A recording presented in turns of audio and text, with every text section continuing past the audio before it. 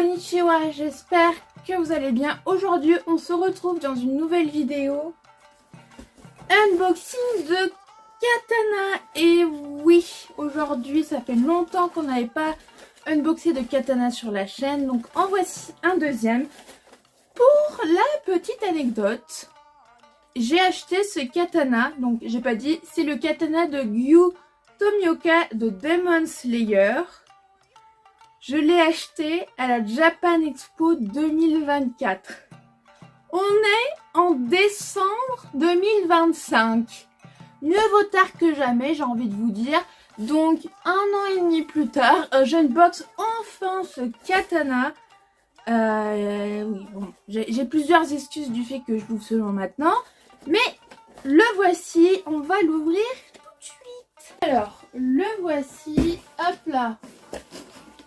Tac. Ah, oh, il a l'air beau.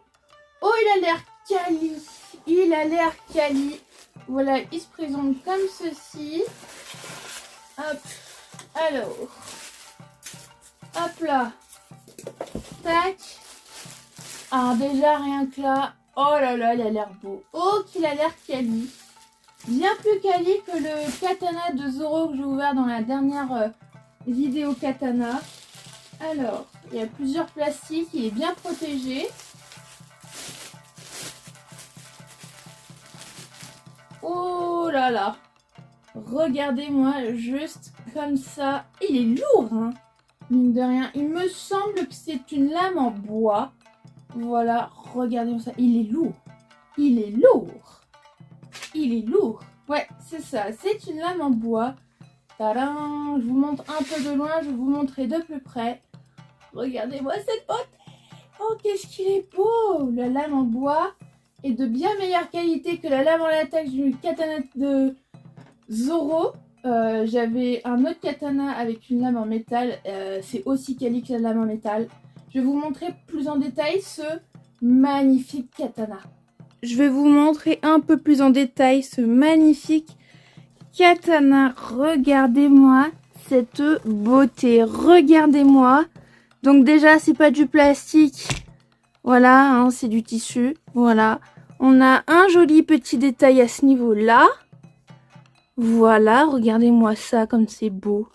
Hop là, et de l'autre côté, c'est pareil. On a, je sais plus comment ça s'appelle, c'est le Tsuba, je crois. Je ne sais plus comment ça s'appelle, donc voilà. On a le détail. Bon, il est plein de poussière, malheureusement, il faut que je le nettoie. Parce que j'ai l'impression qu'il est un peu d'électricité statique et qu'il attire la poussière. Mais ça n'enlève en rien son charme. Donc, comme ceci. Hop là. Voilà. Ce katana est d'une belle qualité. Donc là, c'est le fourreau. Voilà, avec le doré au bout. Et voilà, sans le fourreau, ce magnifique katana est d'une belle qualité. Bon, je pense qu'on peut avoir mieux avec une lame en métal, mais vraiment, je ne regrette pas.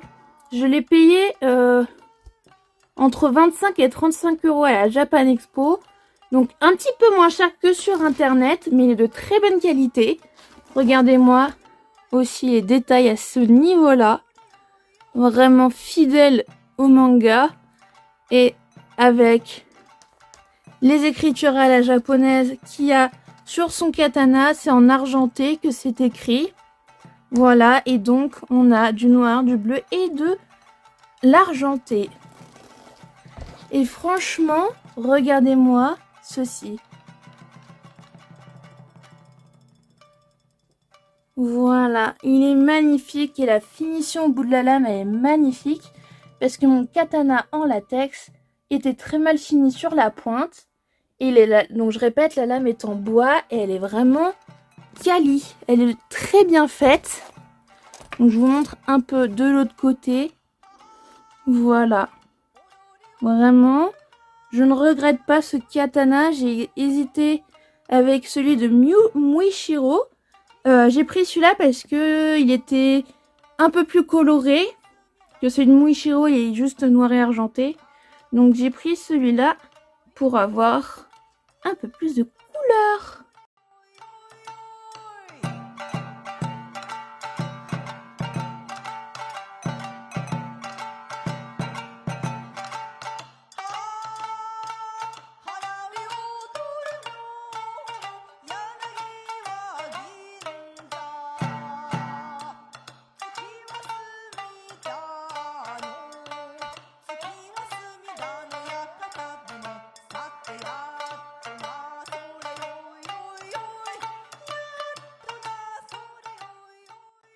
je voulais juste vous montrer vite fait ce que ça donne sur le support avec mes autres katanas.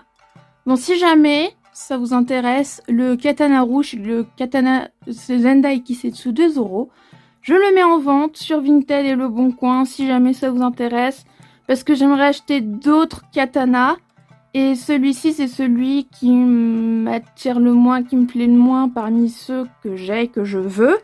Donc pour faire un peu de place, je revends mon katana à 2 € si jamais ça vous intéresse.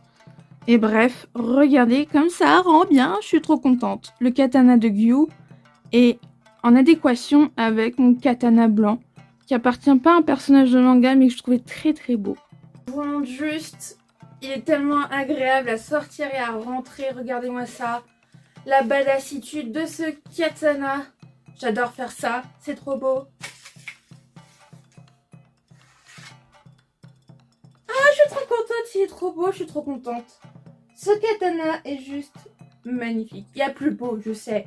Il y a plus beau, mais c'est parce que quand je dis qu'il est magnifique, c'est que je suis épatée de la qualité et qu'il m'a pas coûté si cher que ça. Et franchement, il est très agréable à rentrer et à sortir. Et en plus, par rapport aux deux autres katanas que j'ai, la finition à ce niveau-là, elle est vraiment bien faite. Regardez les finitions. Vraiment, ils n'ont pas lésiné sur les détails. Donc franchement, je regrette pas mon achat de ce katana à Japan Expo. Et contrairement à ce qu'on peut penser, je l'ai payé moins cher que sur internet. Pourtant, c'est une convention. Et à la Japan Expo, il y a certaines choses... Il n'y a pas grand chose, mais il y a quelques petites choses qui sont moins chères. Bon, la plupart est plus cher, mais il y a un ou deux trucs qui sont moins chers dans cette convention, même si on pourrait penser que tout est plus cher. Donc voilà pour ce magnifique katana de Gyu Tomioka de Demon Slayer. N'hésitez pas à me dire en commentaire ce que vous pensez de ce katana que j'adore, vraiment. Me dire ce que vous pensez de ce katana, si vous en avez déjà vu de meilleure qualité ou pas. Si vous l'auriez acheté ou pas, et à mettre un pouce bleu si la vidéo vous a plu et pour soutenir la chaîne, et à vous abonner si ce n'est pas déjà fait parce qu'il y en aura d'autres des katanas. Et moi je vous dis à bientôt pour une prochaine vidéo. Sayonara.